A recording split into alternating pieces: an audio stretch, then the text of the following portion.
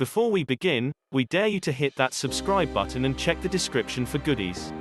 Today, we will acknowledge you about revelation about the Zone 51. Is it the place to test aliens or to hide them? Mysteries of Area 51. Area 51 is one of the strangest places in the world. Stories about flying saucers and extraterrestrial creatures are quite commonly attached to this area.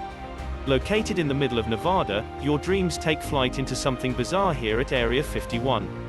It has quite amazingly managed to create a subculture, and there are people who are dedicated believers of all things outworldly that have to do with this place.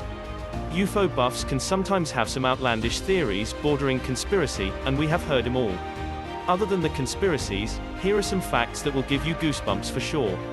The infamous interview of 1989-02. The infamous interview of 1989. Robert Lazar shot to global fame with an interview he had given with a Las Vegas radio station.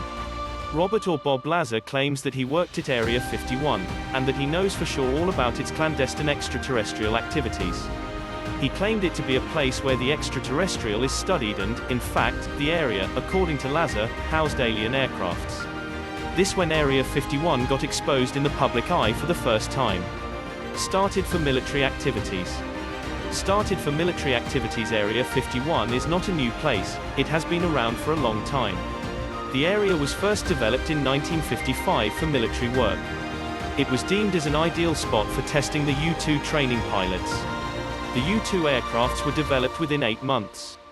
Other aircrafts were also tested, and a radar test facility was also established in 1959. First reference by a president. Former President Barack Obama was the first president in the history of the United States to mention Area 51 in public. At the annual Kennedy Center Honors Ceremony in 2013, Obama mentioned the place while cracking a joke. While it was a cool thing to say, nobody overlooked the fact that a president uttered the term, Area 51, for the first time since its existence. This only made people believe that such a place does exist. It is a restricted area. By now, you all know that Area 51 is a restricted area, so you cannot just venture into the place. Even then, there have been some enthusiastic efforts in this regard, such as the recent Storm Area 51 event, which eventually turned into a festival. But the place piqued such great interest that 2 million people actually signed up for the Storm Area 51 event. But, in reality, there are armed guards patrolling the area. A fake moon landing theory. A fake moon landing theory. This is no ordinary place, and so like all extraordinary places, the theories attached to this place are also quite over the top. One such theory is that the moon landing was faked, and it was in fact filmed here in Nevada's Area 51. You want to know who the conspiracy theorists think filmed the whole thing? None other than the American filmmaker, Stanley Kubrick, who supposedly helped NASA. Unidentified flying objects credit. Unidentified flying objects, of course, being a testing ground for aircrafts, there are numerous flights taking off from this place. This could have sparked the theory of the unidentified flying objects or UFO. If seen rationally, the high-tech planes can look a little alien to most people, and when they soar in the sky, people in the area let their imagination go wild, and declare them to be UFOs. A newly declassified CIA history from 20 years ago spills the story about Nevada's Area 51 and its secret mission, which was not to study UFOs but to test the U-2 and other spy planes.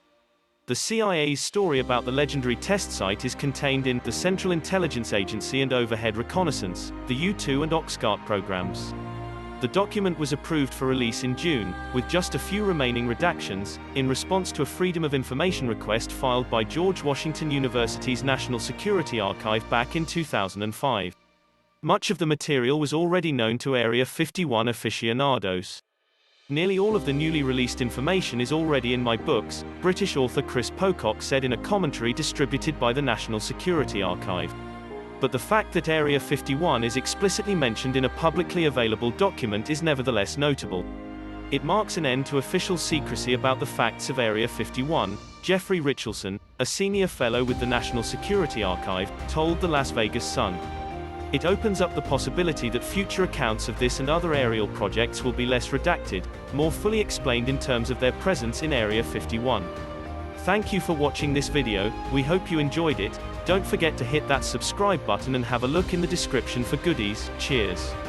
What do you think? Let us know in the comments section.